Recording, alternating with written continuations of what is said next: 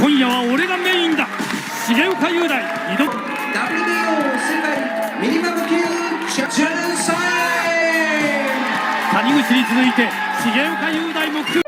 At ito na nga par, natapos na po ang kanilang weigh-in at ngayong araw na po ang laban nila Gringo Jerusalem kontra kay Yudai Sigiyuka. At ito na nga par, Melvin Jerusalem gigil na gumanti kay Oscar Colasso sakaling malampasan ni reigning World Boxing Council minimum weight champion Melvin Gringo Jerusalem ang malaking balakid na hatid ni dating world titleist Japanese Yudai Sigiyuka. Ngayong linggo na po ito par, Nagoya, Japan, at natapos ng kanilang weigh-in. Maya maya ay mapapanood na natin ang kanilang magiging laban. Lalapit ito sa pangarap na rematch kay Unified 105 pound titleist Oscar Colasso ng Puerto Rico. So ito po par ang punterya na si Oscar Colasso kung sakaling magtagumpay ulit siya sa kanilang laban ngayon ni Yudai Sigiyuka. Si Oscar Colasso po ng Puerto Rico ang kanilang magiging susunod na planong makalaban.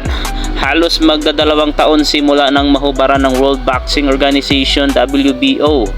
Title ang 31 anyos na tubong Manolo Portage Bukidnon sa masaklap na 7th round technical knockout loss kay Colasso noong Mayo 27, 2023 sa Fantasy Springs Casino sa Indo, California.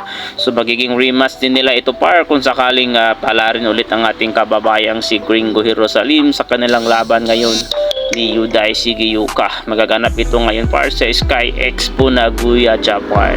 So muko ang mini private boxer sa pagtatapos ng 7th round na kinikitaan ng mahusay na banat sa unang 3 rounds. Subalit kinakitaan na matinding pagbabago sa kanyang laban pagpasok ng fourth hanggang sa maupos laban sa undefeated Puerto Rican boxer.